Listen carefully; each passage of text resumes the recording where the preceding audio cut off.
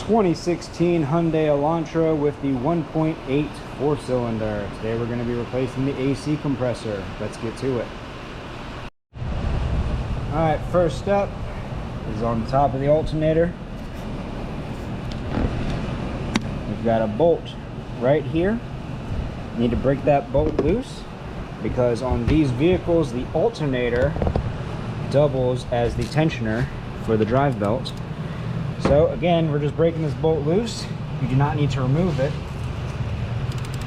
We just need it loose so that when we loosen the alternator will pivot down, putting slack on the drive belt.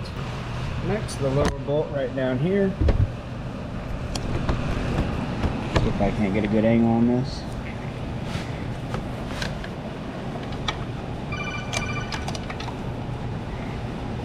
This bolt right here is a 12mm, and that bolt also needs to be broken loose.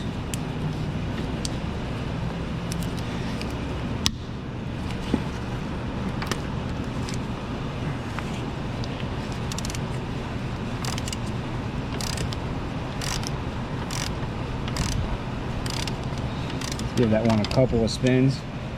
And last but not least, you have the actual tensioner head right here. Right there, and that is a 12mm as well. And the tensioning bolt down here is pretty long, so if you got a power tool, probably a good time to use it. You can see our tensioner moving down nice and easily like so. Make sure you don't back this out too far though, but that'll give us plenty of slack in our belt to remove it. And then you just take it off of the AC compressor and off of the main crank, and then just slide it off of the water pump. And there you have your drive belt. Nice and easy. And for reference, when installing your new drive belt, here is your drive belt diagram for the 1.8 engine in this vehicle. Up top, they're calling it the generator, but that's basically just your alternator, AC compressor, your water pump, and your crankshaft right here. And this is the diagram that it goes on. Once it's on, just tighten up your alternator in the reverse process that we just loosened it on, and you'll be golden. Alright, with the drive belt properly removed, we can now reach way down in here, right where my finger is. This might be a little bit difficult to show on camera, but there's a little push tab or connector. You just press down on it and you can pull that right off the top of the alternator. Go ahead and place that out of the way so it doesn't get tangled up in anything and get jammed. And it looks like it is connected with a little tiny wire stay. I'm probably gonna have to get a pair of needle noses on that real quick. Go ahead nice and gently pry these off. Little plastic thingy. Probably won't get a good shot of that either, but with that, now the wire is completely loose and I can tuck it out of the way so it doesn't get caught on anything and damage the wire or break. Next step, let's put this thing up in the air and disconnect these lines. Alright, with the vehicle in the air, we can see our two lines going here for the high side and the low side. Right here we got our first bolts, and then right here, put my white glove behind it, see if that helps out, but it's right here. It's another 12mm. Let's go ahead and get these lines off. Alright, got me a 1/4" ratchet with a 12mm stubby socket on it. I hope this is enough.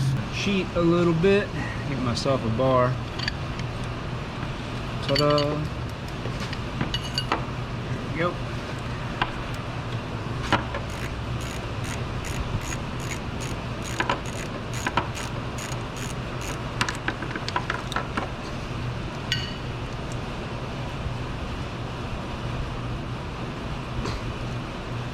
There's the first bolt, and by the way, I've already evacuated this system. If you do not know how to properly evacuate your system, go ahead into my channel and search how to recharge your AC system with basic tools. There's a video that I made on that, and that'll help you out. So we're just gonna go ahead and pull these off. I'm gonna use my cheater bar again. Beautiful.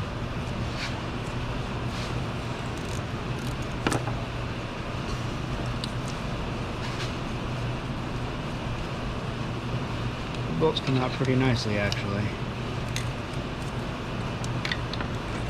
And that's both of the hoses disconnected. I'll try to tuck these out of the way.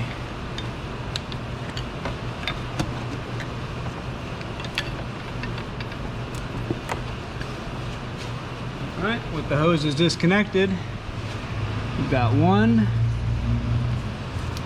Oh, and I got two bolts holding this thing in. That's surprising. They're both 12 millimeters as well. Be careful of drainage from your high side hose. I think that's the high side hose.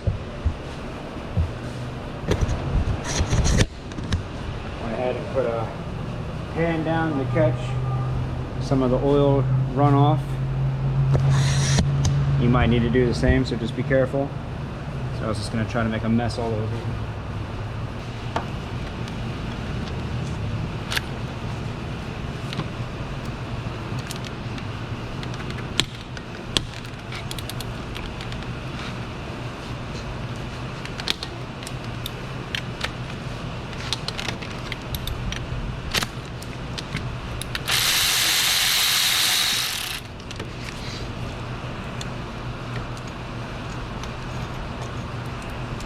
First bolt's out.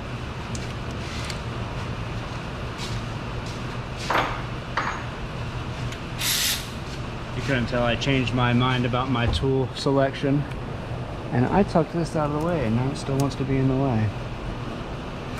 Alright, so now we're loosening the lower bolt. Now these should be on a type of a hook hanger. Oh, there's a third bolt. There's a third bolt right in the middle.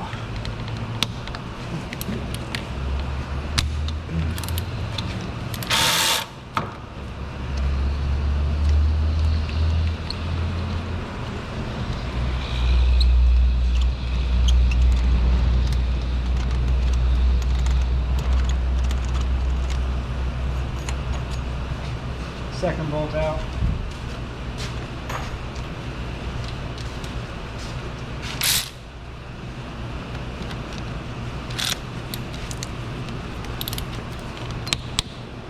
And when you're removing the third bolt, put your hand on the compressor so it doesn't fall and break your foot. Just to be safe.